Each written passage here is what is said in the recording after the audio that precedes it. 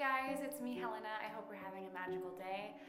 I have not been feeling all that magical or simple joysy for the past week and a half, and I want to talk about what to do when you're feeling ungrateful, low, and just not feeling super good, because I have been there, especially this past full moon in Leo. I don't know if you could feel it, but I could definitely feel it, and it's just been a very low, uninspired week for me. And I kind of want to share some things that I have been doing, things that I'm working on, and some recent discoveries I've had that have really helped me. And yeah, I thought I'd share them in hopes that maybe they'll help you if you're also feeling this way as well. So maybe you're not feeling this way, but maybe you'll feel this way a month from now. So you can always come back to this video and hear these tips if you are ever feeling low, uninspired, or just not able to notice the simple joys as easily as you would normally be able to. So without further ado, here are some things that I have been going through and how I've been able to work with it. I think the first thing that we need to acknowledge here is that feeling not aligned, feeling off track, not only is that natural, but it's inevitable for all of us, no matter where we are on our journey. It doesn't matter if you're an enlightened monk or a self-help guru and you've read countless self-help books and you've got a yoga membership and all your chakras are perfectly aligned. It doesn't matter how wise you are or good you are at moving your energy. You can still feel this way. And I think the first thing we need to do is accept that our energies are fluid and multidimensional, and all of our emotions are valid. Is frustration useful? Yes. Is irritation natural? Yes. Every emotion, every experience and feeling that we have is valuable and worthwhile. When we condemn ourselves or judge ourselves for feeling a certain way and not feeling better, we're creating that stuckness. We're not able to move and be fluid and grow and adapt and evolve. And that is the whole point of why we're here on Earth. We're here on Earth to adapt and to evolve and to grow and to feel the full range of emotions on the spectrum. We're here to experience all that color and all that variety of life. There's a great book called Power of Force, something like that. I'll include it here. But it's a great book that talks about moving up the ladder of emotions, and instead of trying to reach for the top level of emotion of joy, enlightenment, peace, gratitude, if we can just move one level, how can you move just one step up the ladder, one energy higher? You don't have to reach for the sky and try to get to joy and gratitude if you're not there. Simply making your aim one level higher is enough and so valuable. I've noticed this week how my negative emotions and my negative feelings are actually stepping stones to more positive ones.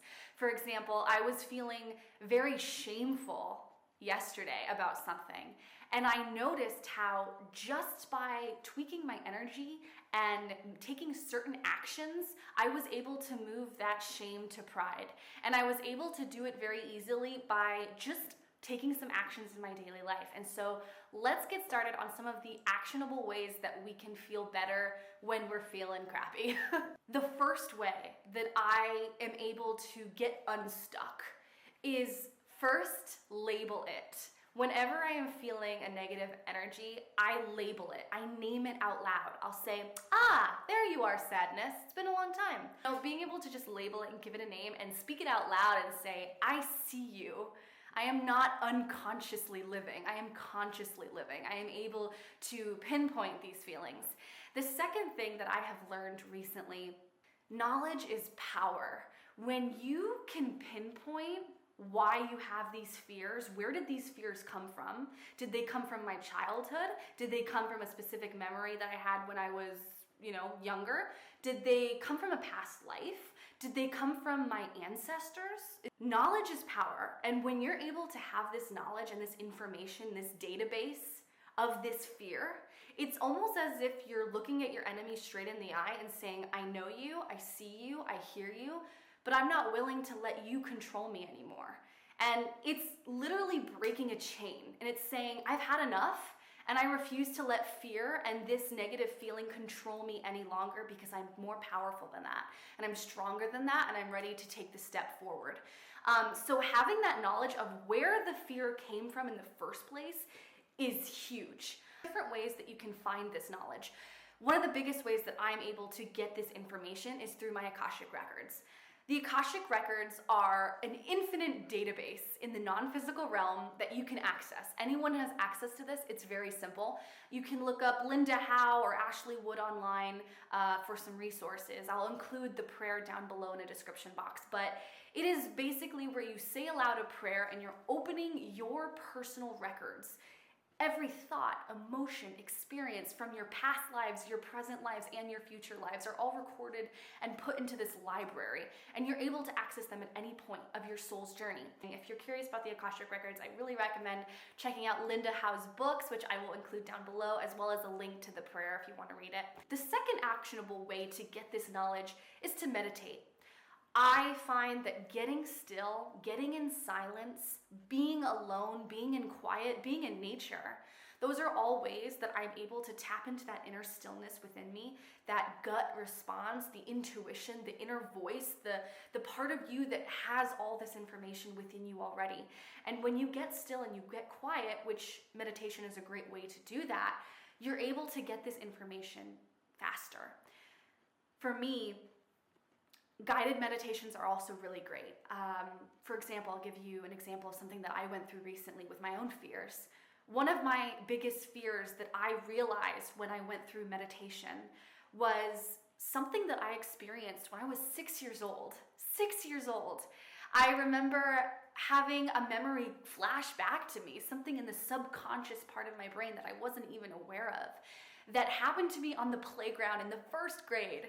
And this experience traumatized me so much that I've been carrying that energy with me through my whole life. And through meditation, I was able to see different scenarios and experiences in my life where the same fear, the same experience kept happening over and over and over again at different stages of my life. And when I first went to the root experience, the first scenario where that happened to me in my life, I was able to learn from it. And so when you can go back in time and really pinpoint, when did this fear start coming up for me? What happened then? Why did it happen again? What is this lesson that is threaded and woven through all these experiences? It's profound when you can look back at your life and say, this is a repeated lesson that is recurring constantly in my life. And for me, what I've realized is that the things that I'm most drawn to are the things I'm also most afraid of. Knowledge is power. When we get still and we start asking ourselves these hard questions, why does this keep happening to me? Why is this an experience that I am repeatedly going through? What is the lesson I can learn from this? When we can really get still and ask ourselves these questions and dig deeper, like peeling away curtain after curtain after curtain, and opening all these layers to discover these lessons of our soul's involvement, that is one of the most powerful things we can give ourselves, is this knowledge, this information of our soul's history and what we're here on earth to do. So I encourage you to look at the things that you're drawn to, look at the things that you naturally feel pulled and called to do, and then notice if there's any resistance around it. For example, I'm really afraid of groups of people, and speaking to groups of people and feeling excluded from groups of people. This is a lesson that my soul needs to go through. And when I feel pulled to make a video and I feel called to start a pen pal group, and I notice these fears start being triggered and opening up new wounds for me to explore, that's my job to start asking the harder questions and to start being curious and being, I think curiosity and experimentation and learning and uncovering new truths is such a fun way to live life, and it's such an interesting part to live life. Life isn't always about simple joys and fun. Although I would say a lot of life is about having fun. But aside from having fun, a lot of life is about digging deep to discover your core self and your intuition and your inner voice, and to learn more about the world. Another way that you can do this work is to look at your astrology natal chart. You can go to astro.com, enter in your birthday information, make sure you have the right time for your birth, and when you pull up your chart, look to see where Chiron is. Chiron is it's the soft spot of your natal chart, of your soul's blueprint. Chiron is the wounded healer. It's the part of us that is most hurt from our early childhood. It's the part that is the most wounded when we come into this earth, and it's the part that we feel very soft around, like we feel very triggered and uncomfortable around it. And my final tip is to move to a lower brain state. Once we move down from beta, we can access alpha, which is where healing begins. That's where the real healing work gets going. And that's where you can really make massive results with healing your subconscious mind and healing all the difficulties that you may be feeling or experiencing is in alpha. And alpha is the meditative state. And when we're in that state, we're able to heal ourselves dramatically. When you're in a low mood, when you're not feeling good, try to move to an alpha brain state. One of the ways that I'm able to calm down and access that alpha meditative healing level is I take a deep inhale of 6 counts, so 6 seconds. I hold it at the top for 5 seconds, and then I exhale for 4 seconds. And I just keep doing that, and I do it 10 times.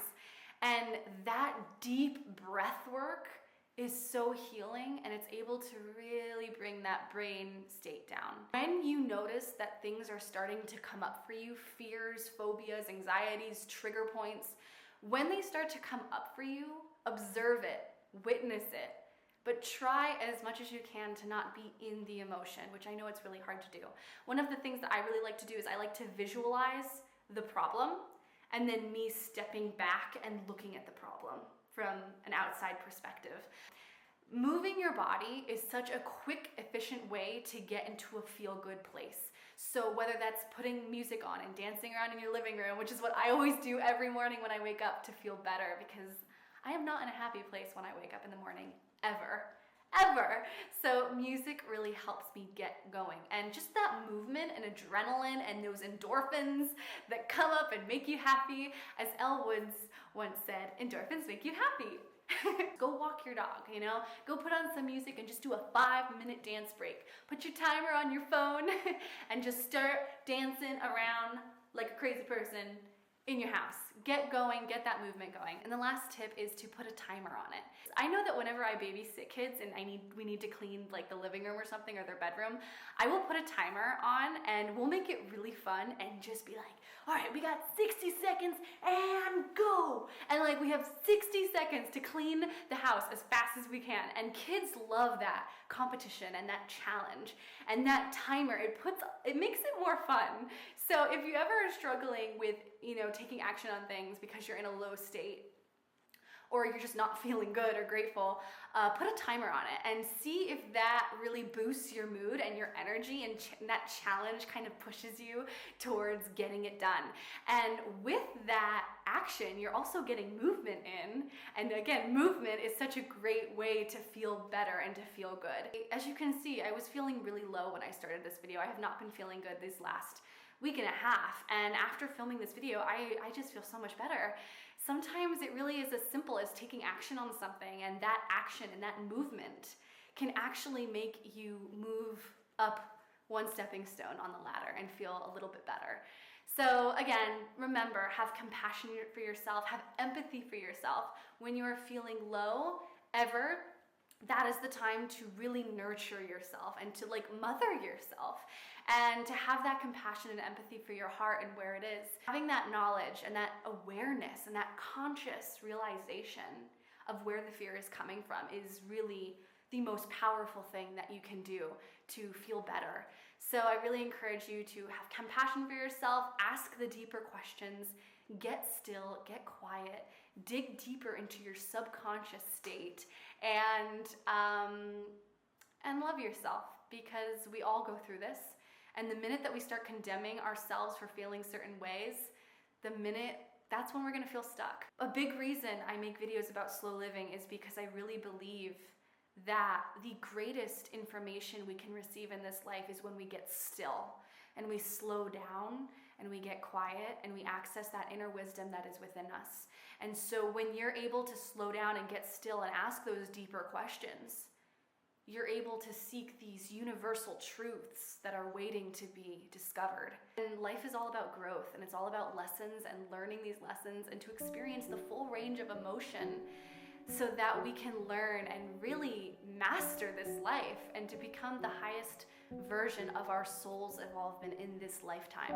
So I am sending you such a warm hug, such good vibes, such good energy, and I hope you are having a magical day, and I will see you next week here on The Simple Joys. Bye.